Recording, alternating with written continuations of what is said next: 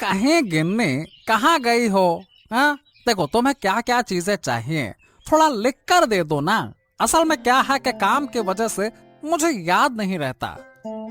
तुम तो हमेशा सब कुछ भूल जाते हो। तुम क्या सच में भूल जाते हो या फिर ये चाहते हो कि जो मैं चाहूँ वो मुझे ना मिले? अरे नहीं नहीं गिन्नी, ये तुम क्या कह रही हो? देखो, तुम जो चाहती हो क्या मैंने तुम्हें आज तक नहीं दिया? क्या बताओ, क्या नहीं दिया है? क्या बताओ। हाँ हाँ दिया है, लेकिन इन दिनों तुम सब कुछ भूलने लगे हो।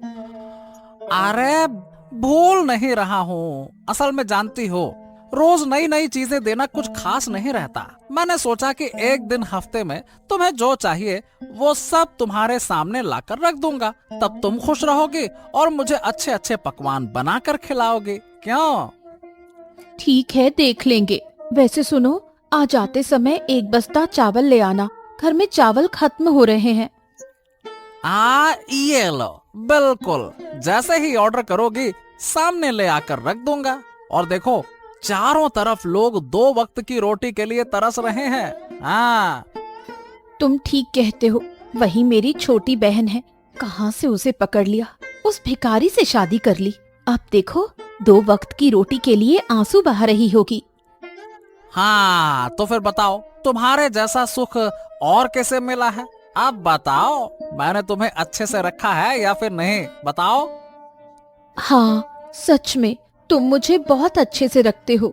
मुझे खाने पीने की कोई कमी नहीं होती। हर महीने तुम मुझे 5 साड़ी देते हो और गहनों की तो कोई कमी ही नहीं है। हाँ, और तुम्हारी बहन? हाँ, अरे उसे तो साल भर में एक कपड़ा भी नहीं मिलता।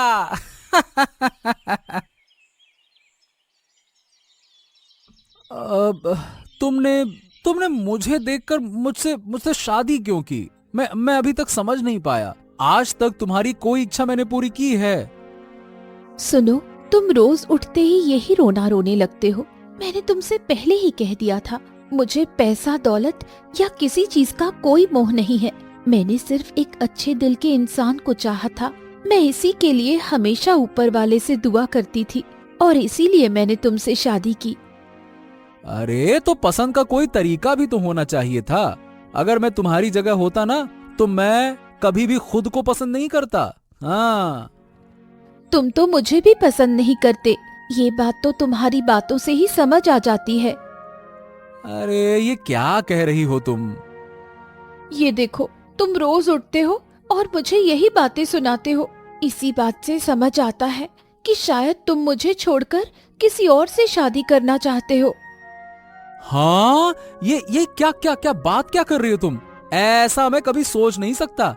असल में जब कोई आदमी अपनी पत्नी को ना बहुत सी चीजें देता है तो मुझे बहुत दर्द होता है। मैंने तुम्हें 6 महीने पहले एक साड़ी दी थी, वही अब तक पहनी हुई हो। मुझे ज्यादा कुछ नहीं चाहिए। जो कुछ भी है उसमें मैं खुश हूँ। मैं सिर्फ तुम्हारे साथ इस घर में शांति से अपना जीवन बिताना चाहती हूँ। कोई घर में है? एक बार बाहर आओ। क्या हुआ? क्या चाहिए यहाँ? मैं कब से रास्ते पर चल रही हूँ। तू मुझे दया करके थोड़ा पानी दे दे। मुझे बहुत तेज प्यास लगी है। जैसे ही बड़ा घर देखा, पानी मांगना शुरू कर दिया। फिर पानी के नाम पर क्या क्या मांगोगी? इसका कोई ठिकाना है? नहीं, मैं कुछ नहीं मांगूंगी। मुझे सिर्फ थोड़ा पानी चाहिए। मुझे सच में बहुत प्यास लगी है। अब मैं और नहीं चल सकती। पानी वानी कुछ नहीं है, तुम यहाँ से चली जाओ। तू ऐसा क्यों बोल रही है? मैं तो तुझसे मदद लेने आई थी। ऐसे बहुत से भिखारी आते हैं, पहले पानी मांगते हैं, फिर खाना मांगते हैं, फिर पैसे मांगते हैं, फिर ऐसा बर्ताव करते हैं जैसे सारा सामान हमारे पास रखा हो। ऐसा मत कह, मैं ऐसी नहीं हूँ।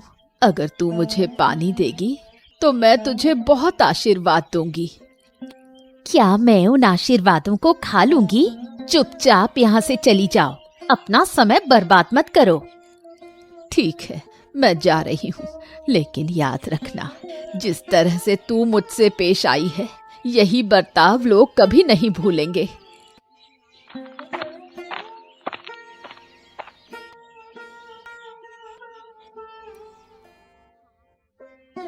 ले लो, खा।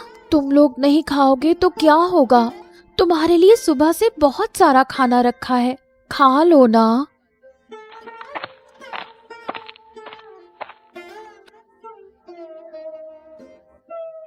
बेटा, मुझे थोड़ा पानी देगी? मैं बहुत दूर से चलकर आई हूँ, नदी के पार। किसी ने मुझे पानी नहीं दिया। इस बांस के पुल से होकर आई हूँ मैं। ये क्या बूढ़ी माँ, आप नदी के उस पार से बिना पानी पिए आ रही हैं? आइए मैं आपको पानी देती हूँ।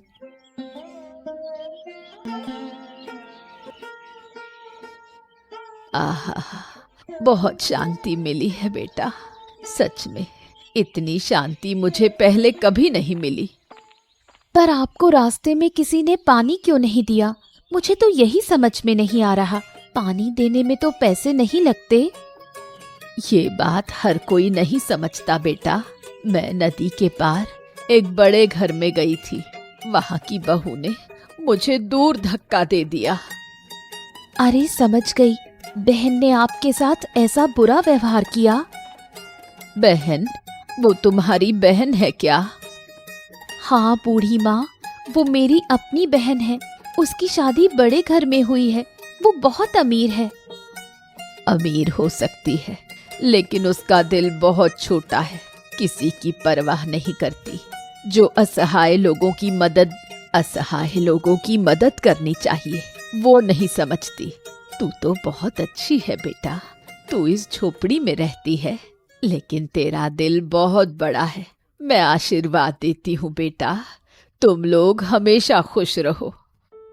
आप अब कहाँ जाएंगी बूढ़ी माँ? मेरे पास कोई जगह नहीं है। मैं रास्ते रास्ते घूमती रहती हूँ, देखती हूँ कि कहीं वृद्धाश्रम में जगह मिल जाए। अब मैं चलती हूँ बेटा, तुम लोग अच्छे से रहो।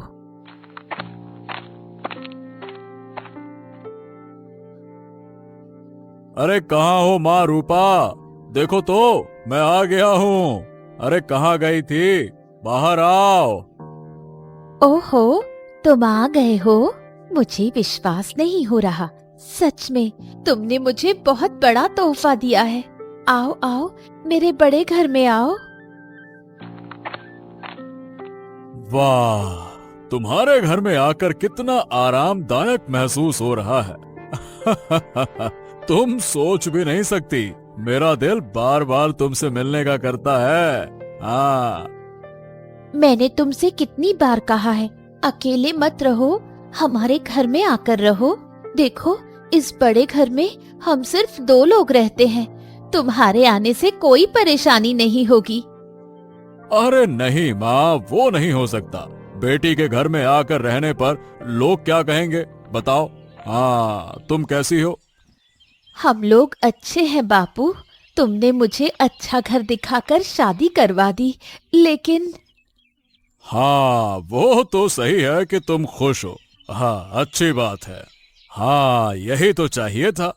तुम लोग खुश रहोगे तो मैं खुश रहूंगा। हाँ बापू, मैं बहुत खुश हूँ। मुझे हर चीज बिना मांगे मिल जाती है। अच्छा बापू, अब बताओ, अचानक यहाँ आना कैसे हुआ? अरे हाँ, असल बात तो बताना ही भूल गया। दरअसल मैंने एक दावत रखी है, तो तुम सभी लोगों को आमंत्रित कर लो। हाँ। सभी का मतलब बहन भी आएगी क्या? उनके घर अभी नहीं गया। सच कहूँ तो अब वहाँ जाना अच्छा नहीं लगता, लेकिन क्या कहें, जाना पड़ेगा। अब किसे समझाएं माँ? सही है बापू, तुम्हारी छोटी बेटी जो घर से बाहर गई है, 2 वक्त की रोटी भी सही से नहीं खा सकती। छोड़ो इन बातों को, अब मुझे बहुत भूख लगी है। अब 2 प्लेट खा लूं, फिर उनके गरीब घर जाना होगा। हाँ बापू, तुम बैठो, मैं तुम्हारे लिए खाना लाती हूँ।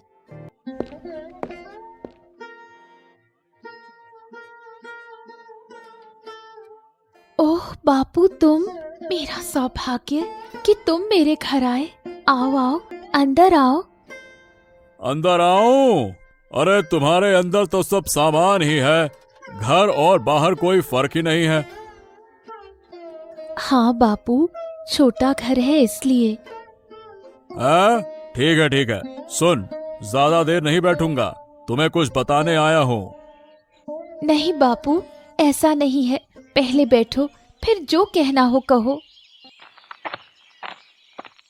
हाँ, इस घर में कैसे रहती है वो तो तुम जानती हो। बाप रे बाप, आते ही मुझे घबराहट हो रही है।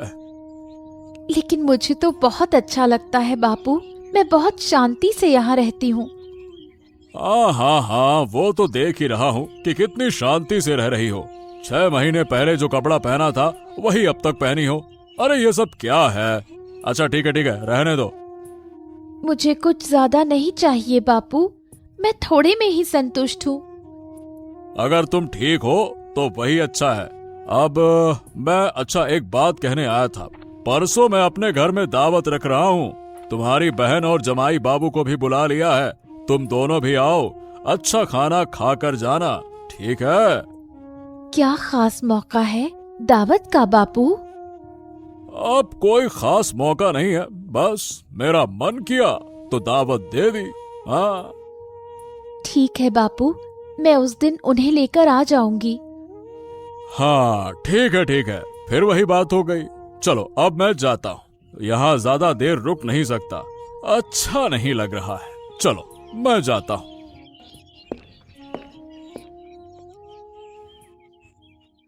कहाँ दर्द हो रहा है बेटा, मुझे बताना, कहाँ दर्द हो रहा है तुझे?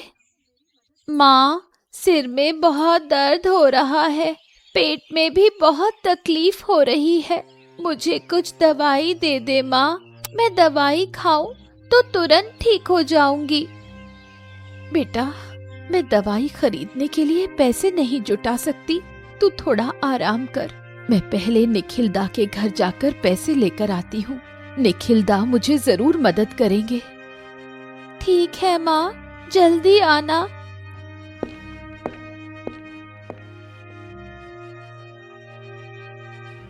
निखिलदा, कृपया मेरी मदद कीजिए, मेरी बेटी बहुत बीमार है, दवाई खरीदने के लिए मेरे पास एक भी रुपया नहीं है, अगर तुम मुझे कुछ पैसे दे दो तो बहुत अच्छा होगा। भाई, हम बहुत मुश्किल में हैं, मैं तुमसे मदद की उम्मीद लेकर आई हूँ, कृपया मुझे इनकार मत करो, नहीं तो मेरी बेटी की हालत बहुत खराब हो जाएगी, वो शायद बच नहीं पाएगी। अब मैं क्या करूं? कहां से मदद मांगूं? मुझे किसी भी हालत में अपनी बेटी को बचाना है। हाँ, मैं पलाशदा के पास जाती हूँ, लेकिन क्या वो मेरी मदद कर पाएंगे?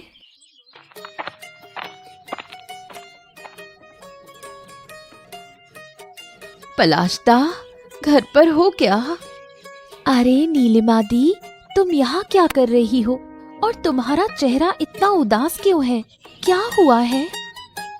मेरी बेटी की तबीयत बहुत खराब है, दवाई खरीदने के लिए मेरे पास पैसे नहीं है। निखिलदा के पास गई थी, लेकिन उन्होंने मदद नहीं की। अब मेरी बेटी बिना इलाज के मर जाएगी। तुम मत रो दीदी, हम है ना। रुकिए, मेरे पास कुछ जमा पैसे हैं, मैं तुम्हें दे देती हूँ, तुम जाकर दवाई ले लो।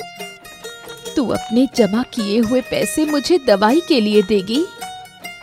क्यों नहीं दूंगी, मुझे लगता है इन पैसों की तुम्हें जरूरत है, इसलिए मैं तुम्हें दे रही हूँ। तुझे बहुत धन्यवाद, तुम्हारा दिल कितना बड़ा है। तूने आज मुझे समझाया है कि इंसानियत क्या होती है। ठीक है, अब ज्यादा धन्यवाद मत देना, जल्दी से दवाई लेकर घर जाओ। आओ जीवन, आओ। तुम दोनों के लिए मैं कब से इंतजार कर रहा था। तुम लोग इतनी देर से क्यों आए?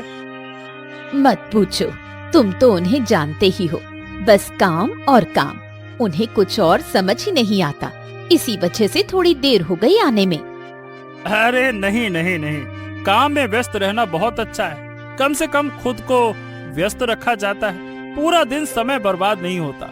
चलो जीवन, तुम्हें थकान जरूर होगी, अब अंदर चलो। क्या बताऊं, जल्दी में कोई मिठाई भी नहीं ला पाई। अरे नहीं, इस बारे में चिंता मत करो। आओ आओ आओ, अंदर तो चलो चलो। कैसे हो बाबू? तबीयत कैसी है? हाँ, ठीक हूँ ठीक हूँ। क्या बात है, तुम्हें आने में इतना समय क्यों लगा? क्या कर रहे थे? दरअसल बाबू, मेरे घर के पड़ोस में एक बच्ची की तबीयत बहुत खराब थी। हम उसे देखने गए थे तो उसकी माँ ने हमें जाने नहीं दिया। अरे बाबू, क्या कोई हमारे साथ इस तरह व्यवहार करता है? नहीं बाबू, असल में हम उनकी फैमिली को बहुत प्यार करते हैं, इसी वजह से हमें आने में देर हो गई। ठीक है, अब ज्यादा बात मत करो। तुम दोनों के लिए घर के पास वाले होटल में एक जगह करवाई है, अब जाओ वहाँ आराम करो। ठीक है बाबू, हम वहाँ जा रहे हैं।